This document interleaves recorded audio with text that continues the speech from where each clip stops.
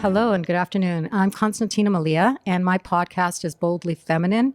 And today I get to introduce you to somebody super fabulous, and that is Cameron Silver, the owner of the iconic Decades on Melrose in Los Angeles. Am I boldly feminine? I think you are. Okay, I'll take it. Fabulously so, yes. But I mean, I knew about your store and you're famous for being at the forefront of really introducing vintage to the market and to celebrities who didn't think it was cool at the time either. So I'd love for you to fill me in a bit. What was the inspiration, and how did you make those connections to start really giving it a market? Well, my whole career in fashion has been I guess sometimes I consider it a fortuitous accident. Other times I consider it like, how do I get out of this? But I went to UCLA. I was an actor. I got out of college in 1992 and was performing around the country, and I would thrift looking for men's clothing. I wasn't getting famous, and suddenly I had a living room in my mom's house filled with vintage clothes. So the store opened in 1997, which was very good timing because it was just the cusp of sort of Hollywood red carpet renaissance. And your question about how did I sort of get connected? I think I was a fresh face. Were stylists even a thing yet? Stylists didn't exist yet. That system had not happened. I think I was a refreshing personality in the vintage world, which has primarily been dominated by it was more kind of female dominated and slightly more mature and eccentric. So I was like the right side of crazy. and I was young, and I wasn't an interloper because I grew up in LA. I grew up around celebrity, growing up in Beverly Hills. It didn't really freak me out. And I had a very clear perspective about vintage clothing. I wanted it to look modern. So you came to Decades and most people had no idea that it was vintage. But also, naivete is always a good thing to have. I mean, I didn't know what I was doing. I just tried to be nice and it worked. But you were also introducing a very sophisticated product to a market that could afford it and use it, right? Yes. I mean, I was lucky that several high profile people discovered the store early. Who were they? I owe a depth of gratitude to Richard Buckley, Tom Ford's wonderful partner, and who really was very instrumental in sharing information that this store existed, and also educated me quite a bit because I would go to Paris and go to the flea market with him. So I learned a lot about 20th century design aside from fashion. It made me a little bit more worldly. I owe a great amount of gratitude to him.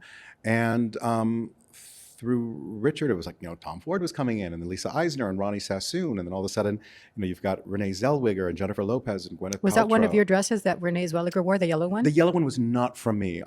She was just, she would come after Pilates, and I also became known for doing Hermes before people were doing Hermes, like in the late 90s, early 2000s. I mean, now every store has vintage Hermes, but I was a very early proponent of not just the obvious bags like Kelly's and Birkins, but the more rare out of production bags. And like the one we have on the table. Exactly. Can you tell us a little bit about that piece? Yeah, I mean, that's just, a great envelope bag that, it's not in production right now. I think that one's from the 70s. At sight, nobody would know it was Hermes. No, and that's the thing that I was really interested in, is that my client wanted something that nobody else had. Exactly. That's my client. And was very seduced by the storytelling. And at the end of the day, like, my only agenda was to make someone look good. So it's always been, I'm a matchmaker. Very generous. It was an actor's giving. Yeah. I mean, I love it. Like, yesterday I had 27 women shopping in the store at 10 a.m. Visiting from Houston. They were the most delightful women. And it was all like, we were just matchmaking. I was exhausted after. But I always tell people, like, all I care is making sure you look good. And I want everyone to leave the store happier than when they came in. Does it always happen? It depends. But if I can find the right dress for the right woman, or I don't want to, not necessarily the right dress. For example, I had a young man shopping today who wanted a vintage Comme des Garçons kilt, but his waist wasn't small enough for the ones we had. I shamed him a little bit, but we hugged it out. Just because the waists were so small. But I just want everyone to have fun. Like, fashion is fun. It's self-expression. Sure. I agree with that term precisely. I think it's a big thing that I've always advocated, self-expression, and that so many people, I think, are really afraid of that. And that's why we see such a sort of generic posturing on the street of how people dress themselves. When you present something like the garments we see behind us for a red carpet event, that's already giving that person clout as a person of taste and class and distinction, right? Because they aren't doing whatever just came off the runway, which is fashion.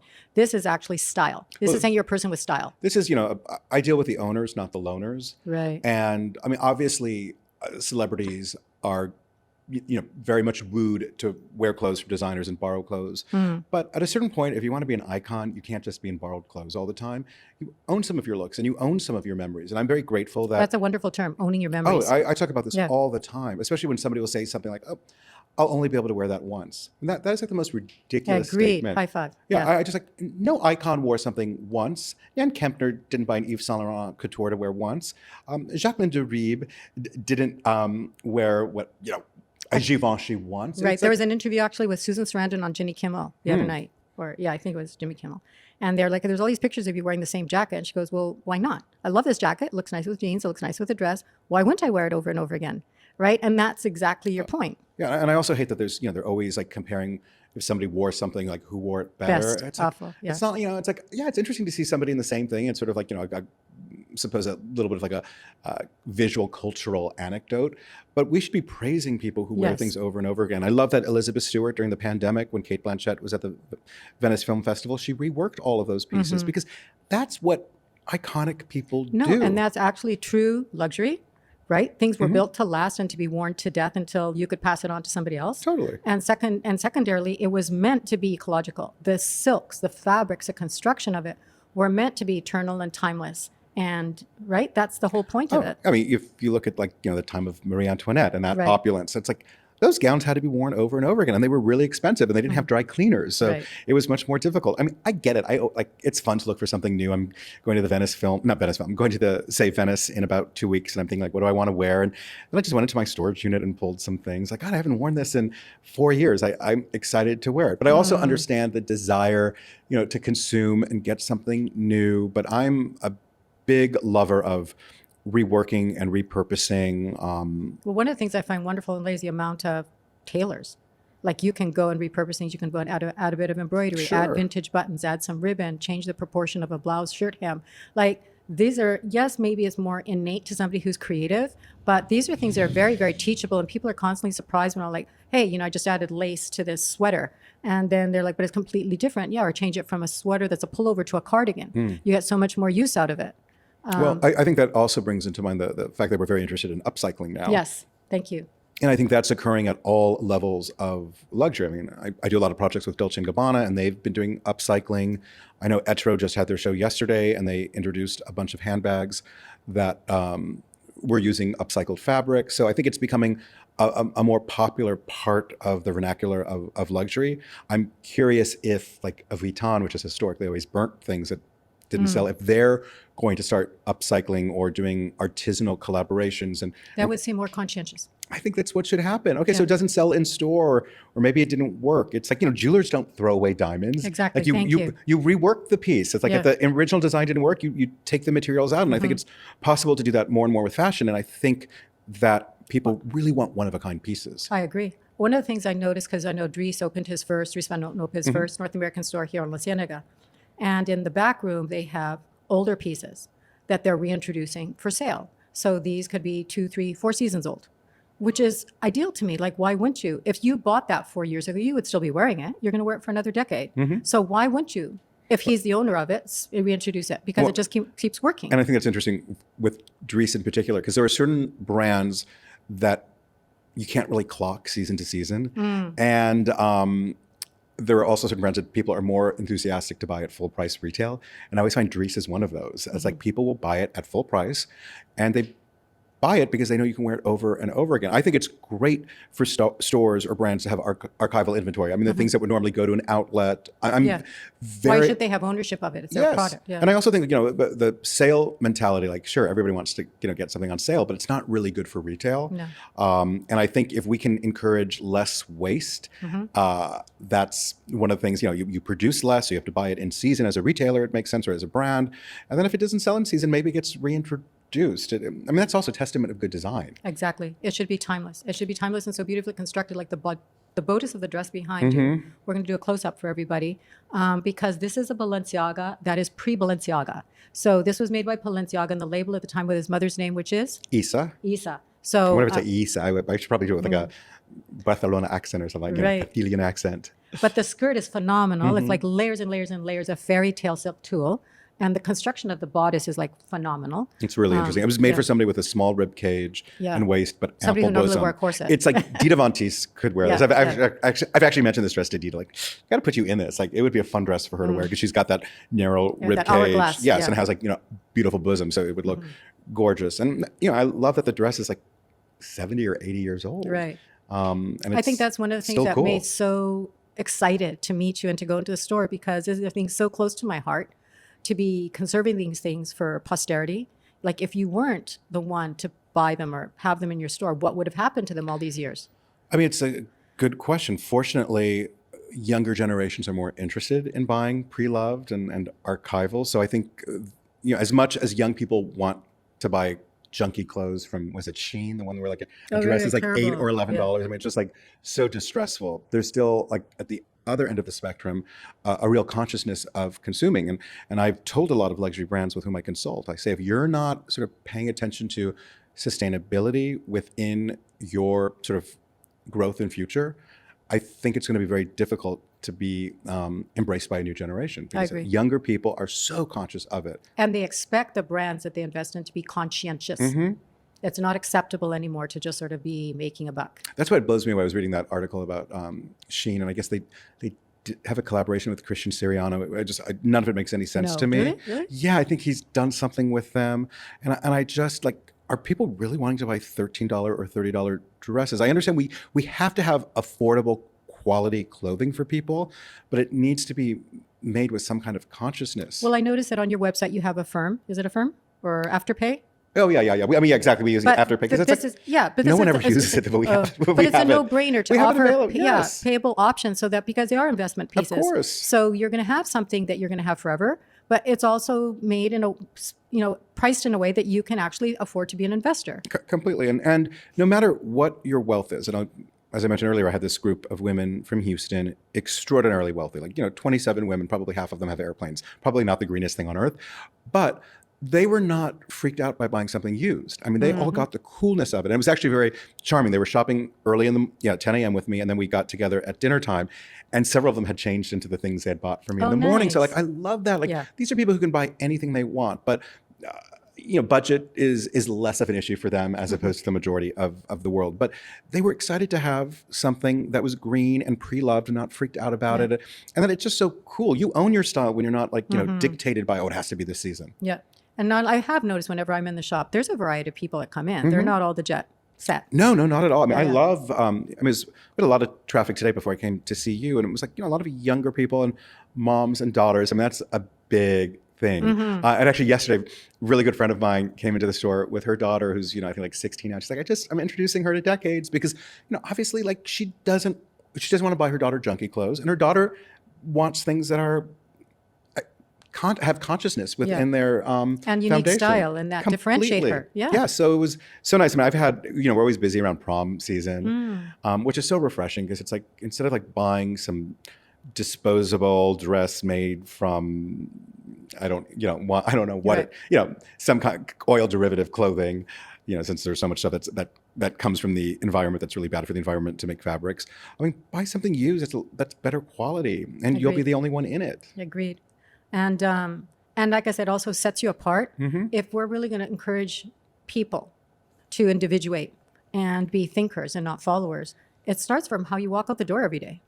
Completely. And I think that, you know, fashion, like, what I do is not the most important thing in the world. It's not, you know, heart surgery or brain surgery, but fashion is a really good barometer of how we live. And one of the reasons why I think fashion exhibitions are so popular in museums is that they're really good visual history lessons. You learn a lot when you go through a museum and see, oh, this is how people were dressing in the 50s. This is what happened in the 60s. Now you see, you know, women's lib, how clothes are changing, and what the opulence of the 80s or the minimalism of the 90s. Well, you even see stature. I remember, like, I've gone to the V&A many times, but I remember seeing an exhibit in San Francisco, and just to see the stature of people, right? How much they've changed. From the clothing, you see how big their feet were, how big their bodies were, how tall they were. Or, like, you know, I mean, women had really small rib cages. I mean, I mean, obviously we've changed genetically also, but I think, you know, women are much more athletic now. So, like, our French shirts don't fit me. Yeah, our bodies have changed. So I think it's like, that's where I realize, like, what I do has some extra Oh, I think gravitas it's. a little I bit. think I really wanted to have you on because I don't see it as being a superficial. I think just the fact that you're taking something that was made by hand, that's 70 years old, and recycling it and repurposing it. That to me is like the foundation of how we have to move forward in fashion. Well, We can't keep yes. producing endless and mass amounts of clothing. It's getting buried in deserts and No, landfills. I mean, I look at these like drops from even luxury brands. Like every week, there's another drop. There's another Terrible. group. It's too much. And it's also fostering a very false value system. It's really unconscious what they're doing for the bar of profit. And then I also wonder, like, okay, how much of a marketing team was involved more so than the creative part of it? Like, was this like your chief marketing officer getting together and saying, okay, let's do something like this, and then talking to the creative director? You know, I think creativity is sometimes extremely manipulated, obviously by transactions. Well, I think when Corinne Voigtfeld left Vogue Paris, at that time, it was 2011 to 12, they were already starting to try and make it more public how much the brands were commercializing their production and how it wasn't about creativity anymore. So as a person who began as a stylist, right, and of course a very close friend, I believe, also of Tom Ford's, they were already frustrated with the changes within the dynamics and the commercialization of these brands, which are marketing a label and not necessarily a product. Yeah, I mean, most of these brands are trying to sell underwear and key rings and lipsticks. I find it fascinating that I think we've had a pivot post-pandemic, but prior to that, I really thought like fashion brands weren't fashion brands anymore. The drive of the business was all accessories. It was handbags and shoes, and the open to buy for a store was really not for the foundation of a brand, which is their ready-to-wear aspect. It became all accessory driven.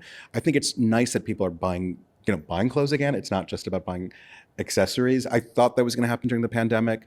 Also like a kind of a reaction to looking like slobs for 18 or 19 months, that people wanted to play dress up again. Well, I think it's not just to play dress up, it's to find yourself. I think a lot of people were sincerely depressed by the isolation. I certainly was. So, but the only good part is I got skinny. Then I got happy again, started eating. This is a problem.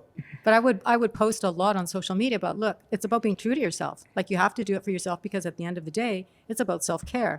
And your mental health is self-care. And if you don't want to take care of yourself and just get out of bed and shower and brush your teeth and comb your hair and put on something that makes you feel good, I mean, we know that colors actually have a physiological effect on you, right? So if you're going to dress in black all the time, well, it's probably not the most uplifting thing for your mental state. No, and that's why we need the sun and vitamin D. And that's why, countries that don't have a lot of daylight in the winter have higher suicide rates. Right.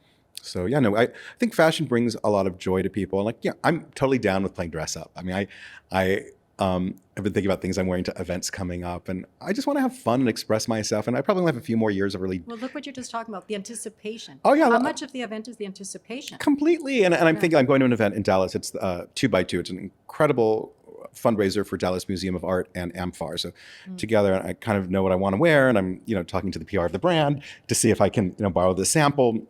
Because I like to borrow stuff sometimes too, because I can't afford to buy everything. But I just know, like, I want to wear something that makes people happy, and that's like bright. It's an art event. It's an opportunity to express oneself. I was contributing for years to DIFA Dallas, and that event every year for me was so much fun. To design a garment that was going to not just do good, but I just could do whatever my heart and brain could come up with. Whatever you came up with, most extravagant, crazy thing, it would go, because everybody wanted it to participate for a better good, right? It was going for an extremely good cause. But also, I think Southern women also have another bravery. Like they're also more willing. Like I knew that jacket with crow feather collars and patches and stuff and silk lining was going to be worn on the street with jeans and cowboy boots for 100%. I always say Texan women are some of the best dressed women in the country. Yeah. And I always remind brands that kind of only focus on Dallas. It's like Texas is a big state. Yeah. The fashion scene in Houston is enthusiastic. San Antonio, Fort Worth, Austin. It's.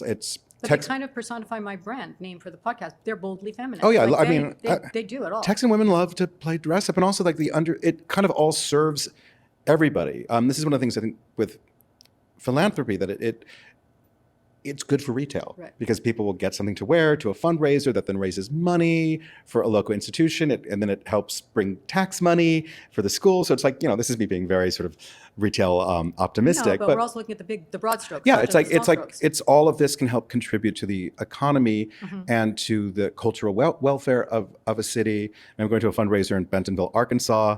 My friend yesterday was texting me photos of what she should wear, and she found a skirt done by like this independent designer who happened to be in Aspen, who has the embroidery done in India. It was beautiful, Mm-hmm. and we're excited to again like express ourselves. Life Yes. is so short and uncertain. I mean, I dressed kind of bland today for this podcast, but May I ask who your sneakers are by? these are Marnie. And they're like a little trompe l'oeil sneaker. But they're like slippers. Yeah, they're like knit. slippers, but it's a knit and it has like this trompe l'oeil effect. yeah. I mean, I've been staying at my mom's house for the last week, so I only had like what was in my suitcase. I haven't been back to my house since I got back to town. But yeah, it's just like it's always fun to express oneself, and I don't. And I think that's one thing that, like, everybody told me when I'm in out of LA, they're like, oh, you're going to start dressing like an Angelino, like hoodies and lycra pants and sweatpants and sneakers. And I was just like, why would I do that? And they're like, well, because you won't fit in. It has opened so many doors for me, because what you're expressing is what I think people respond to. It's like, it's so obviously me, and that makes it just fine.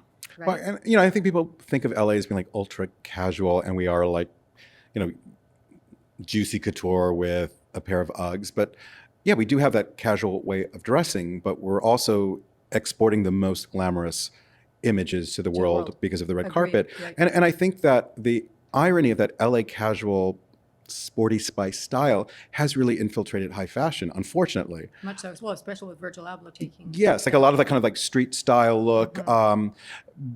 I noticed, especially, how can you not? You're in Europe and people are wearing blue jeans, American. They're wearing sneakers, American. They're wearing baseball caps, American. Yeah. They're carrying an iPhone, American. Yeah, and wearing like a hoodie. They're skateboarding on the canal of Bordeaux, Yes. American. Well, and I don't think hoodies are fashion. No. So That Balenciaga's got 15 versions of per season. It's pretty. it's just and still what is it, like $1,200 for French terry hoodie? It's absurd. Although I did like the one that said, was it Paris Fashion Week one? I kind of thought that was funny, but I could make it myself for about $37 or something like that. Yeah, I don't want fashion to just become hoodies, and that was quite impressive that the Balenciaga Couture show, the two that have happened so far, I thought were extraordinary. So that I loved Hermes this year. Not Hermes, sorry, the Fendi. I love the Fendi show this year. Well, Fendi looks really, really good. And I think everything Kim Jones is amazing. Because I went to see his show in New York for the Baguette, and it's like, I liked every look. Like nothing wasn't good. I agree. I thought it was awesome. I think he's so super wearable. talented. Yeah, it was very wearable. and I love what he does for Men's Dior. I think he's just like so talented and also like the nicest man.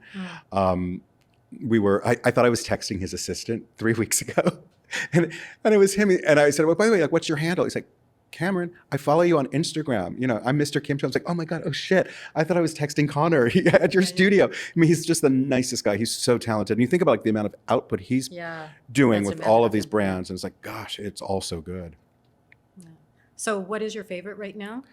And what do you see as the future of vintage? Because there's such a massive input and consumption of it now. Yeah, I mean, it's interesting. Like there is like this major vintage pre-loved renaissance. I mean, we were talking about the Real.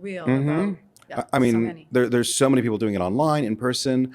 I think we're in a very visceral moment for retail that people want to go into stores. So, I mean, I am booked all through, I think, May of next year of doing in-store appearances with traditional luxury brand retailers who want a little piece of decades in Cameron. Because when I come there to a store that sells typical in-season designer clothing, I bring some of the things from the past. It's a very good upsell factor. So I think more and more of that is happening.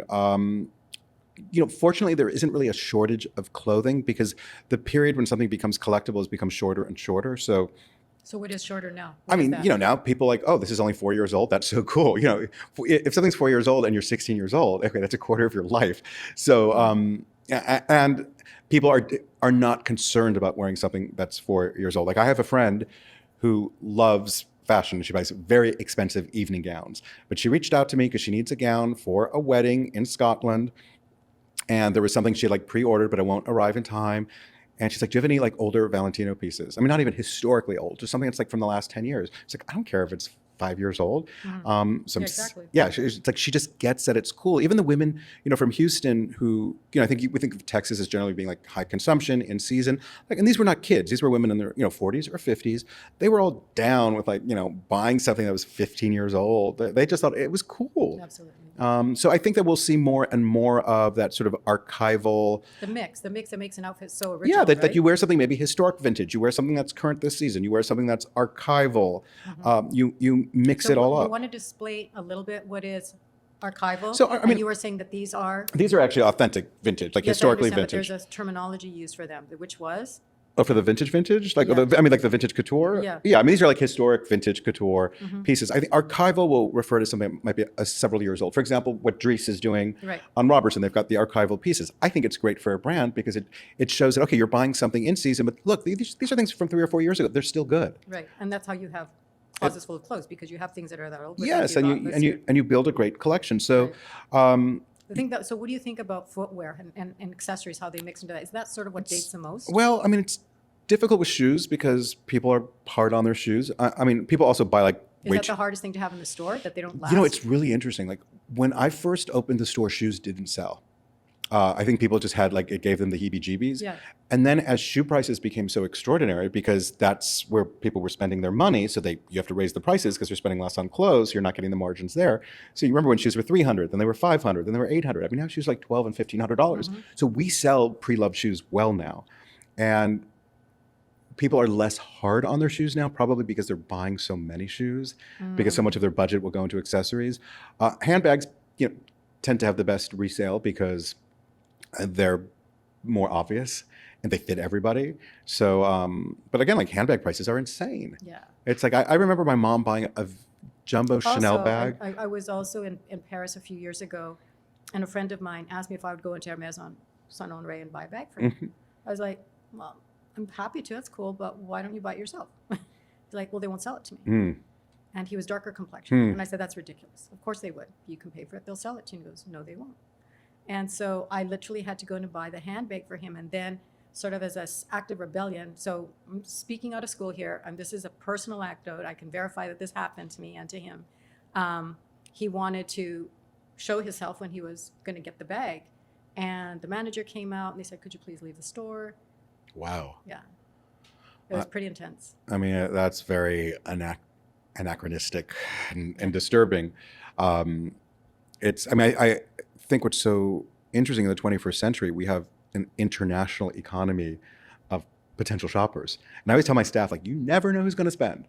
Like, I don't care what they're wearing or who they are. It's like everyone is an opportunity. And I love, one of the favorite things I like, I describe myself sometimes like as a fashion philanthropist or a fashion anthropologist. I love that. I love going to places and meeting new people of different backgrounds and, learning so much, like what do people in Atlanta like versus like Montgomery, Alabama, just all the different tastes and styles. I mean, I'm so blessed I grew up in LA in like a melting pot family that has lots of ethnic diversity. I'm grateful that my parents had me travel extensively as a child. Because ditto. it's like the best. I don't want to be around a bunch of white people. It's like not interesting to me. I want to learn from other cultures and make myself more worldly. I mean, I think. But there is a lot of discrimination within the fashion industry. Certainly. I think there's a lot of misogyny. Absolutely. I mean, I think there's a lot of. That was one of the things we talked about yesterday. Yeah, and I think there's a lot of female on female misogyny, and I think that a lot of the female powers to be have not been as supportive of female designers, or having actually viciously not so. Yeah, or like, why aren't there more female creative directors at brands? I mean, when Maria Grazia got Dior, I mean, she's the first one to have that house, and she's done really, really well. I mean, it's extremely successful. That's actually stitching by Dior behind us. Okay, well, that's cool. But you think about like so often the placement of creative directors has been primarily male driven. Absolutely. And I think part of that has to do with the fact it's that kind of like the presidential. Yeah, and sometimes like, I think sometimes men sell better to women or something like that. But it's like there is this like Real Housewives mentality with female talent in the fashion industry, and I've been discussing with a certain well-known legacy brand that needs a new creative director, and I said like it needs to be a female. Like that's like. Well, look at Chanel. Yes. Look at Chanel. The whole coding of Chanel is because she understood intrinsically not only the sociological needs, but the lifestyle of the people she was catering to, what they were going to adopt and wear that they were missing. And that, I think, is a primary driver of any creative. You're always going to be looking for that thing you can't find. Well, it's the white box. It's like, you've got to figure that out. I mean, it's like we were talking about you have male QVC. directors, you know, ever since for Chanel. It's just like crazy. No, it is interesting. I mean, I think part of it, I find it very interesting because I consult for a lot of brands, and some of these brands have female creative directors or female talent, but sometimes for some reason, like I'm really good at navigating with people the different way than a creative director can do with the client. So they'll utilize me that way as the intermediary. Yes, because I think and I think sometimes like women are more comfortable buying something from a guy. I mean, this is a generalization. It's not based Also in jewelry. Yeah, I mean, well, there's the other side. I also have clients who, because they love my style, and they'll be like, oh, so that's the way she put it together. So if she's wearing it, it's kind of like an endorsement or not so much an endorsement, it's an affirmation they're making the right choice because they can see it on someone. Right. No, I think that's very true. The other thing that has me very concerned with the fashion industry is that we're so youth-based. Yes, thank you. But the real money being spent, it's not like 20-year-olds. It's like, it has always been. Yeah, it's like women of a certain age, of a certain amount of. Because a certain point in their life, they can afford these things. Exactly. Like, I mean, like, there's a lot of, like, I know young people have lots of disposable income, but not to the same degree that somebody at a certain professional place in their life that has a certain economy can spend. And I don't want to, I think sometimes we alienate the bread and butter of our business. Well, you're seeing it on the runways. Well, you're talking about the diversity of the shows and how they're introducing different body types. But I'd say the last frontier is still ageism. Yes, and it's like I love seeing. I mean, I Valentino had for that pink collection had a few like models who were not kids and had some body diversity. I thought that I didn't watch the whole Hugo Boss show that just happened in Milan, but there was wonderful physical diversity. It was awesome to see. It looked so cool. But you know, if I had my own luxury brand, I would want it to want the representation to be multicultural, multi-generational. I would say that's a commonality we have because we grew up on the West Coast and that is our culture. So we know it's not only possible, we have lived and breathed it all of our lives. And so it's not foreign with the xenophobia you see in monocultural countries. Well, you know, I have a friend who is 92 who lives in Dallas, and I always call her my fiance.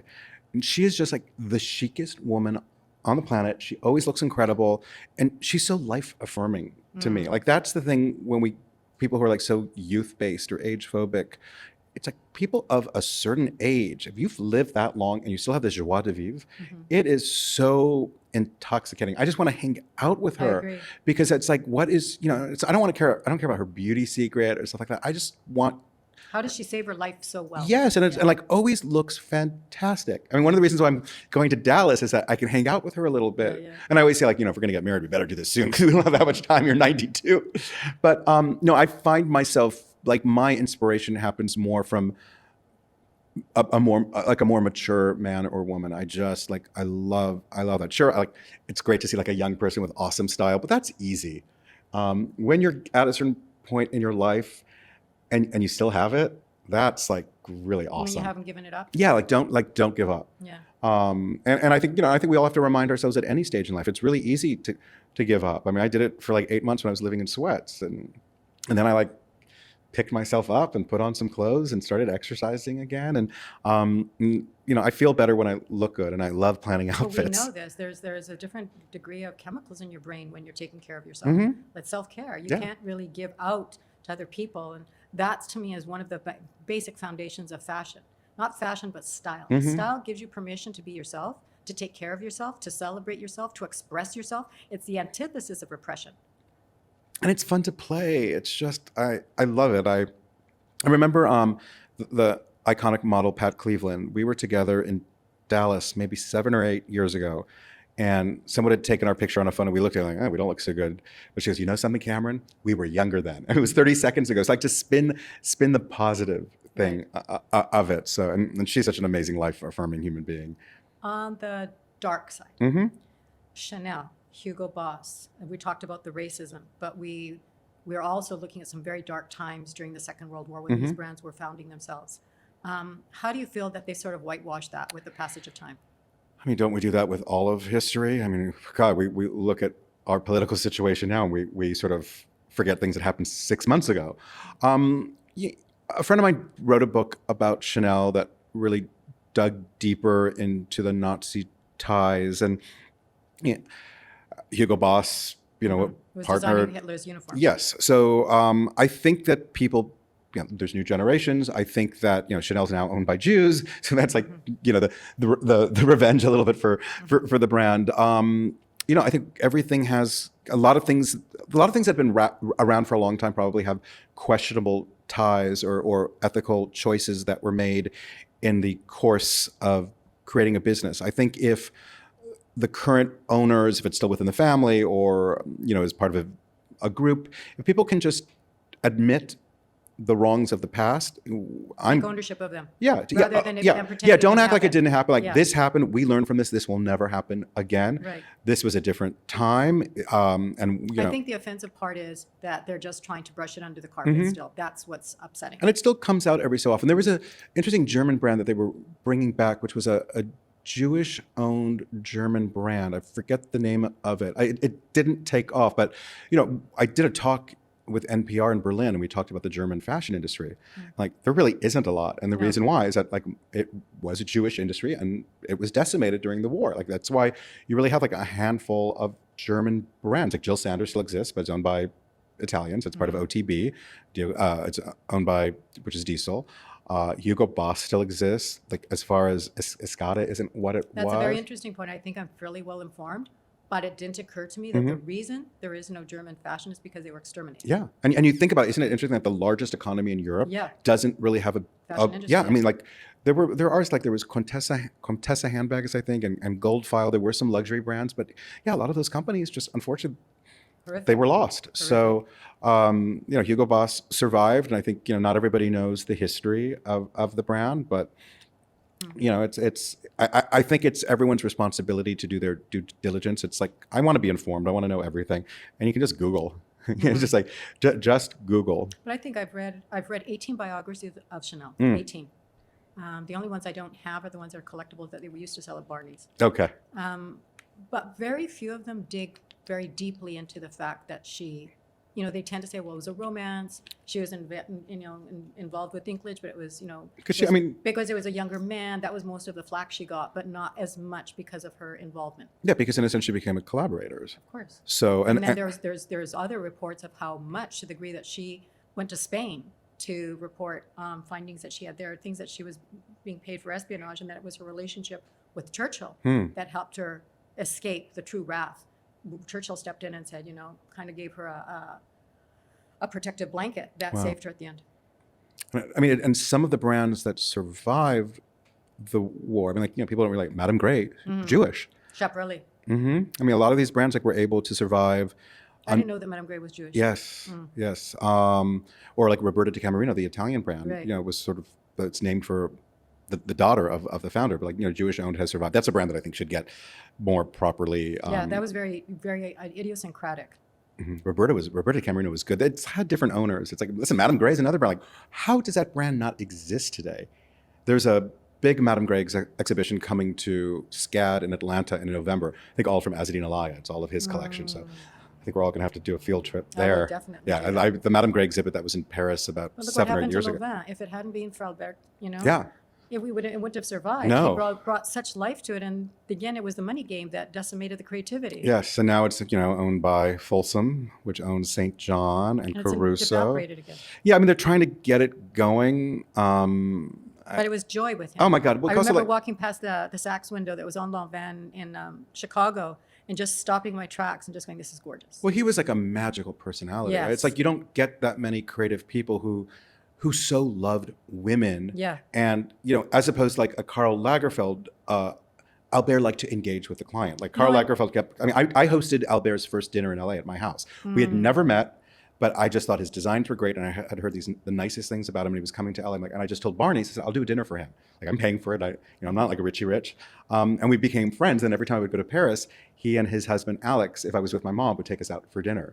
But he's like, you know, that's like a once in a century. He's a true giver, a giver. Yeah, I mean, his talent and charm was And heart. Yeah, like unparalleled. It's like you don't get that many people like that in the fashion industry, and I think that's one of the hard things with Lanvin is that he was able to, you know, freshen it up. But it's so much of it, aside from the talent and the quality of the look of the clothes, it's like you kind of just loved him. So You embraced anything he touched. Yes, so it's like people just fell in love with him. I mean, it's sort of like Michael Kors has a similar quality, different kind of, as far as like a charm, a different kind of talent, and but like Michael Kors knows how to work his customer, and to a degree, yes. because I mean, I have people in the fashion industry that make my clothes or tailors and so forth. They're Hispanic, and some of the things that were said about their background, they all stopped buying it. For them, it was like a step up to be able to afford Michael Kors. It made them so proud that they were sort of gentrifying. And then when he made derogatory comments, I don't even know about those. Yeah, he said, like, I can't believe that that's who my biggest demographic I'm selling to. It's so depressing or something like that. And they're just like, okay, well, I'm not buying you anymore. Because I think like when you give somebody a creative director role, I always say it's like casting somebody. And sometimes you can cast somebody who may not be as talented, but has the ability to break through the noise, which you really need. Sometimes you get somebody who's got the talent, but is a total introvert, so it's sort of like useless. And I think for most brands, like, and then you've got like a Lagerfeld who like knew how to give a quote, and was so well read. Yeah, and was so worldly and uber talented, but wasn't interested in. But I have to say, I like Chanel better now than when he was designing it. Interesting. Like I mean, I think it's nice to have a female creative director there. I wish I knew something about her. Like I just don't. It's just a blank slate, right? Yeah, but the clothes are better. I like to buy from people that you relate to. Yes. Yeah. So I think that's a big way I consume. And that's probably one of the reasons why I do a lot of luxury brand consulting, where I end up kind of playing that role for some brands because I could, as a friend of the house or an ambassador, because, I can sort of translate the communication of the more introverted creative director and just, sell it that way. So I don't know, at some point I'll get a real gig that pays. We'll see what happens. I think you're very undervalued if that hasn't happened already. Oh God, I'm not getting any younger. But this next year, I'm hustling my butt off to the end of this year. Like next year is going to be my year. I really thought the year 2000, 1999 would be my year. Then 2020 was nobody's year. Yeah. It's like every few years, like that's going to happen. But I'm hoping 2023 is the year that it all kicks in. That I can like kind of utilize all of the different talents I have, but do it more. See, that for to me is very American. I remember I was interviewed by Florian Saint-Pierre. Oh, I've worked with her for creative director gigs. And so through the interview, they were like, yeah, it's so interesting. It's so interesting. It's so interesting. And after the fourth interesting, I was like, I said, is that kind of a good thing or a bad thing that I'm so interesting? I don't know. And she looked at me, she goes, well, it's just, we don't have that in Europe as much. That diversity. You kind of tend to get trained in one aspect of fashion and that's what you stick to and that's your groove. Whereas in the States, as an entrepreneur, you get to throw in all these different hats, like whatever rocks your boat. And if you can make it work, you keep doing it because it's gratifying, right? But it also gives you a body of knowledge that's uncommon in the European market. I mean, you have to, I think to be an entrepreneur or a small business owner, you better be able to do it all. It's like, I spent Friday last week in Nashville boxing up my trunk show, like with my hostess, who was so kind and extraordinarily wealthy, and like, it's like, this is how it works. Yeah. Like you might be flying private all the time, but like I came to do a pop-up with you at your house and it's like, this is the glamour. I always tell people it doesn't get better. It kind of gets worse the more successful or the more but like I think I hopefully have become better. Well, I think it's very much a reflection on your character and your values that this is all very normal for you. I think a lot of people would never want to wear that hat. And well, I don't really want to box up stuff, but it's just the way it works. Yeah. I know I came back from Nashville. I was like, my staff was like, why are you so tired? I go, I just did like a 48-hour pop-up and I boxed all this crap myself. Because it's like, I'm a small business. I can't fly someone out. I did a month-long pop-up in the Hamptons. I worked every day from 9 a.m. till 6 p.m. I was my only employee. I mean, that's just the way it works. But it's so valuable. I always tell anybody who's interested in fashion, like, work retail. Because if you do not understand how somebody consumes, you cannot create for them to consume. I agree. I think it was one of the things that helped me. I remember doing my first trunk show at Saks Fifth Avenue. And the morning I walked in, it's off hours. There's nobody in the store. And I walked up to the counter. It's like, I've never been on this side of the counter, like, I don't know how to do this. And thank God they had this stellar woman. She was like 4'5" and in 5-inch stilettos who they put as my alliance for this show. And I watched her in awe. I was just blown away by her. She was smooth. People who can sell well in a compassionate way. And a personable way. Yeah, they're like magical. Yeah. I mean, it was a work of art. It's the art of the deal. Yeah, it was a work of art. And I asked her the next morning, because I was thinking about it all night, and I said, who are you? Like, where did you come from? And she had been private secretary to the Shah of Iran's sister. Wow, that's so interesting. Well, what's funny, like when I work with brands and they see how I sell stuff, like, wow, it's just like they're so mesmerized because I don't sell, I just Yeah. storytell. Yeah, exactly. You know, just I'm an entertainer. That's what I like to do. No, because you love what you do. Yeah. Yeah. It's fun. The merchants are sellers. Yes. Different I mean, energy. I'm a hustler, but at the end of the day, like I'm a storyteller. It's like a retail store is my stage now, And do you see the future of retail alive and well, or is it I demise think and very demise? much so. I Yeah? think that I mean, if we look at transactions, it's still occurring primarily in brick and mortar. I know that for my business, I have to continue to develop our online business because it's just I need to make money when I'm sleeping type of thing. It's hard for a small business, but Do you have much? We referenced Europe a lot in our conversation. What about Asia? I Are would. they as aware of what So you do and your? we have a really good Asian clientele, and interestingly enough, at the height of the pandemic, when we were finally able to reopen in LA, so many of the Chinese students at SC who were not able to come home were shopping with us. So we sort of built up a larger mainland Chinese clientele. I've done events with Lane Crawford in Hong Kong. And what's happening with that sort of being shut down for 2 years? Is that going to ever come back? Who knows what's going to happen with retail in China, but the consumers are there. And I mean, I would actually love to bring the decades concept to I China. think so. It would be Yeah. great. It's just a matter of like getting the right partners. That's the whole thing. It's like, It's so scary, honestly. and find like the mini me version, because it's like, I need to find someone who's like me, who speaks Mandarin. I should just learn Mandarin. My life would probably be a lot better if I spoke Mandarin. It's not too late. Well, it's been a pleasure. Well, Thank you so This much was for fun. joining me today. This was wonderful. We got to Gelson's now and get some Yeah, salad. that's right. I Take agree. a nap. Okay. Revive after our early start. Yes. All right. Thank you. Thank you, Cameron.